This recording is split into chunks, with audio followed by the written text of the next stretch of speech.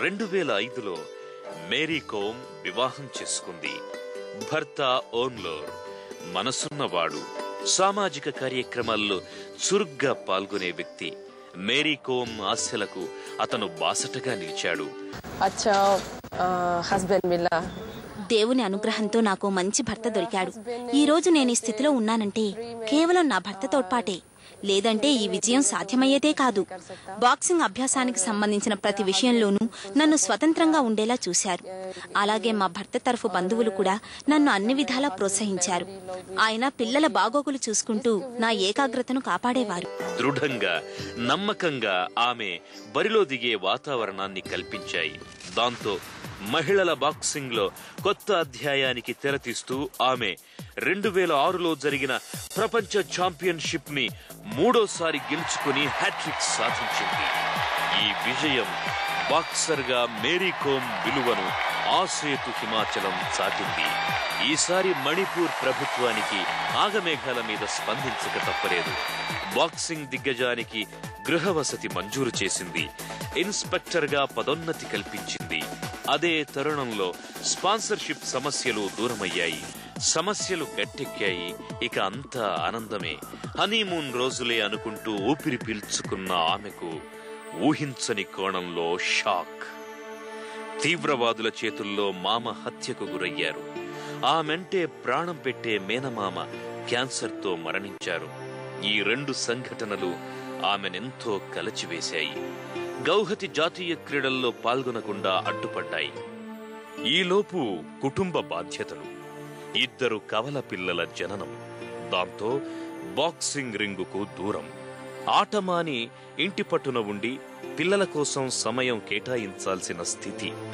మరొకరైతే శాశ్వతంగా బాక్సింగ్కు దూరమయ్యేవారు. కానీ Mary come సాధారణ మహిళ కాదు. అసాధారణమైన పట్టుదలకు ఆమె ప్రతీకగా తిరిగి నెమ్మదిగా బాక్సింగ్ రింగులోకి దిగింది. ఫిట్నెస్ కోసం రోజుకు 6 గంటలు శ్రమించింది. ఏకంగా 4వ ప్రపంచ ఛాంపియన్షిప్ ను కైవసం చేసుకుంది. ఈ విజయాన్ని తన పిల్లలకు అంకితం చేసింది. ఈ ఛాంపియన్షిప్ లో నాకు ఏ దేశం కూడా గట్టి పోటీనివ్వలేకపోయింది. అందుకే నా విజయం సునాయాసమైంది. అయితే కేవలం 4 నెలలే సాధన చేశాననే బాధ నాకుండేది. మణిపూర్ పోలీస్ శాఖ, భారత బాక్సింగ్ సమాఖ్య నా ప్రాక్టీస్ కు పూర్తిగా సహకరించారు. నా ఏకాగ్రత వారికి ముందే తెలుసు. గెలిచాక నా సహచరులు, మణిపూర్ పోలీస్ శాఖ, భారత బాక్సింగ్ సమాఖ్య నన్ను అభినందించాయి.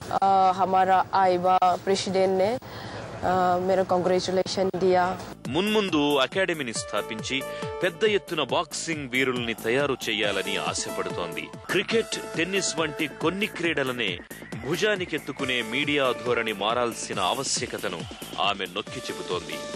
వివిధ క్రీడాంశాల్లోని ప్రతిభావంతులను ప్రోత్సహించేందుకు కార్పొరేట్ సంస్థలు చొరవ చూపాలంటోంది. మిగిలిన క్రీడల్లో విజయం సాధించిన క్రీడాకారులకు ఇచ్చే గౌరవం ఆమెకు ఏమీ దక్కలేదు.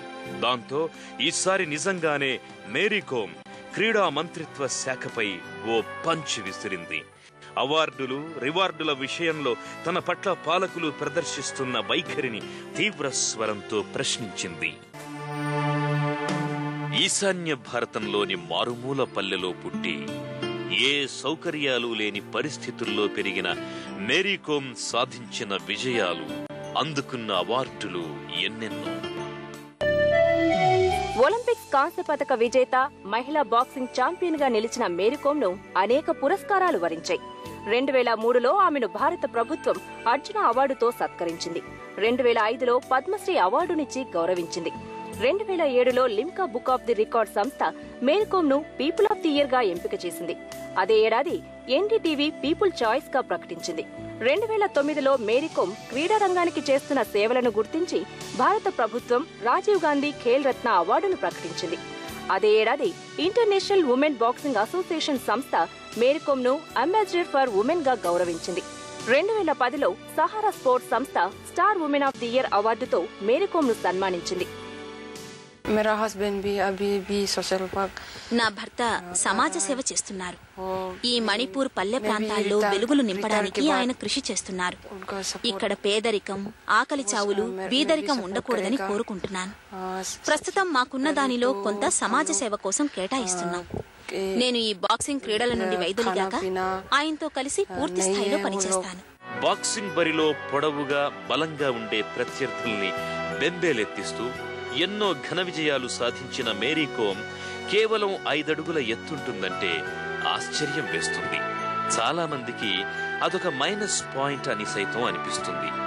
మేరీ కోమ్ మాత్రం దాన్ని పెద్దగా పట్టించుకోదు. పంచ్ పవర్ అనేది పిడికిళ్లలో ఉండదు, మనసులో ఉంటుందని ఆమె బలంగా నమ్ముతుంది. బరిలోకి దిగాక ప్రత్యర్థి ఎవరని చూడదు. అమ్మో వారిది పెద్ద స్థాయి అని కంగారు పడదు. కాచుకోవాలి, కంగు తినిపించాలి అనుకుంటూ కసిగా విరుచుకుపడుతుంది. చురుగ్గా కదులుతూ కముకు దెబ్బలు రుచి చూపిస్తుంది. అందుకే దేశీయ పోటీలు కావచ్చు, అంతర్జాతీయ టోర్నీలు కావచ్చు, మేరీ కోమ్ ముందంటే మేటి బాక్సర్లు సైతం ఒళ్ళు దగ్గర పెట్టుకుని సాధన చేస్తారు. నేను బాక్సింగ్ పోటీల్లో పాల్గొన్న ప్రతిసారి మా అమ్మా నాన్నలు నా కోసం దేవుణ్ణి ప్రార్థించేవారు. అంతేకాదు, బరిలో దిగినప్పుడు ప్రత్యర్థి పిడిగుద్దుల బారి నుండి జాగ్రత్తగా ఉండమని చెప్తారు. అలాగే ప్రత్యర్థి బలహీనమైనప్పుడు చితకబాద వద్దని సూచిస్తారు. ఆ మాటలు నేనెప్పుడూ గుర్తుంచుకుంటాను. పెళ్లైన తర్వాత నుండి నా భర్త కూడా నాకెన్నో జాగ్రత్తలు చెప్తున్నారు.